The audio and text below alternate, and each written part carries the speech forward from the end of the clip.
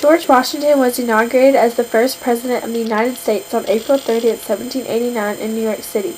Washington appointed Thomas Jefferson as Secretary of State, Alexander Hamilton as Treasury, Henry Knox the War Department, and Edmund Randolph as the Justice Department and Attorney General. By the end of his second term, these men became to be known as his cabinet. The most important piece of legislation that was passed under the first Congress was the Judiciary Act of 1789. This allowed Congress the power to decide the number of justices on the Supreme Court and create a system of federal courts. It created a high court of 6 justices, 3 circuit, and 13 districts. This act limited original jurisdiction, which restricted them mostly to appeals from state courts. However, it created judicial review, which gives federal courts the right to review and determine the constitutionality of acts passed by Congress and state legislatures. One of the most important court cases was Chisholm v. Georgia in 1793, which established that states could be sued in federal courts by citizens from other states. The French ambassador Edmond Genet visited the U.S. in early 1793, hoping that the United States would side with France against Great Britain. Washington passed the Proclamation of Neutrality on April 22, 1793, saying that the U.S. would remain neutral between France and Great Britain. In the summer of 1794, a rebellion broke out among farmers in western Pennsylvania. Congress put an excise tax on whiskey, which many farmers could produce from their corn. Farmers protested for a while and eventually turned to riots. The Mingo Creek militia attempted to seize the tax collector, and several men were killed. Washington created an army of 1,300,000 men and ordered them to go into Pennsylvania. Authorities arrested 20 people convicted of treason.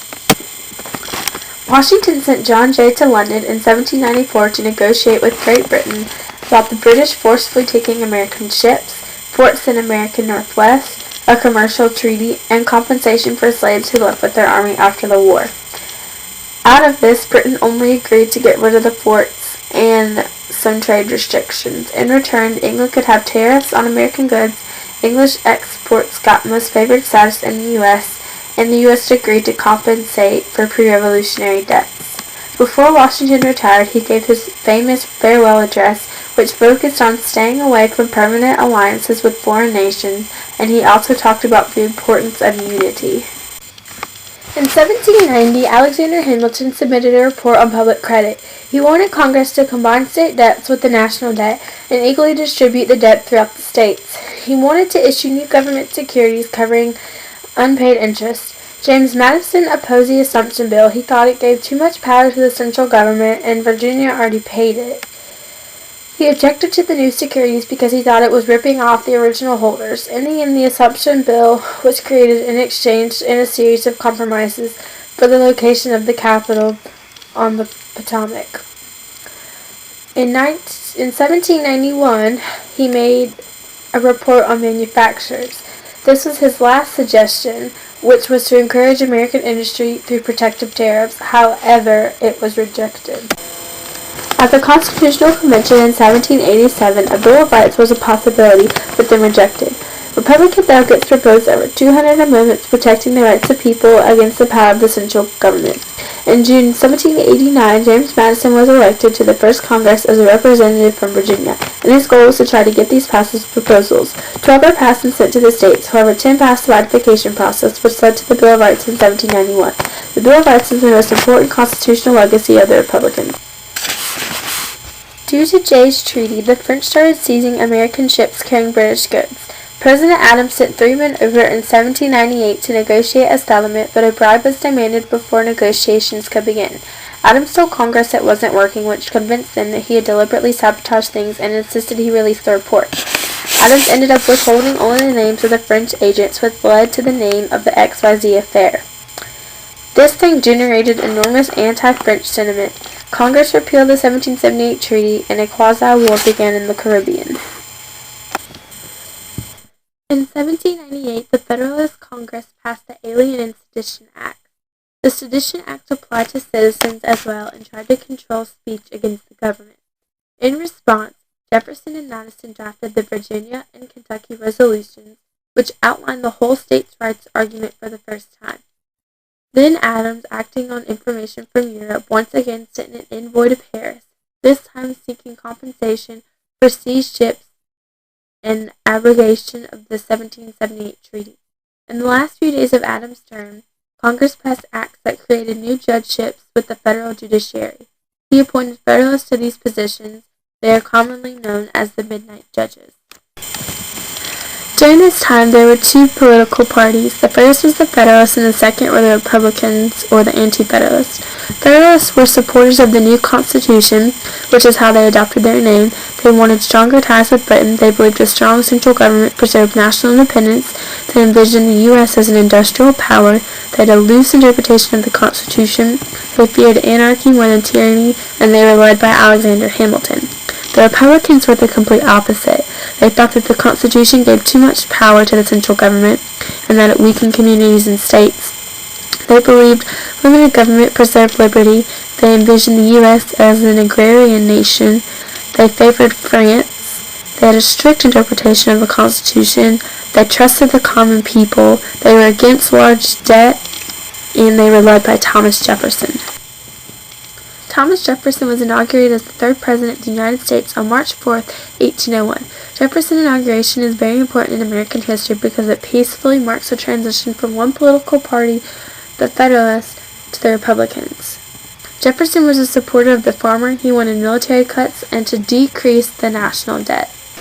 Louisiana was an important area during this time because the nation that controlled it automatically had control of New Orleans, which was a major trading center up and down the Mississippi River. In 1800 and 1801, France had control of this region, but right before giving the area to France, Spanish officials stopped letting Americans keep their goods in New Orleans while waiting for their shipment to other countries. Jefferson responded by preparing for war and sending James Monroe to join Robert Livingston in France. In April 1803, Napoleon offered the whole deal to the U.S. for $15 million. In May 1804, Jefferson sent out Meriwether Lewis and William Clark to map the territory and go all the way to the Pacific coast. The group arrived back home on September 22, 1806, bringing with them an extensive knowledge of the flora, fauna, and peoples of the West. In 1790, Congress passed the Intercourse Act, which said the United States would regulate trade with the Indian tribes. The act created a federal licensing system where Indians could get goods at reasonable prices. Settlers continued to come down the Ohio River Valley, which angered many Indians. American expeditionary forces were set out to stop the settlers, but they ended up fighting the Indians. Shawnees and Delawares cooperated with the Miamis under the war chief Little Turtle. In the fall of 1790, Little Turtle led forces by General Josiah Harmon severely hurt them. In November 1791, the Americans were attacked again under General Arthur St. Clair, who was governor of the Northwest Territory.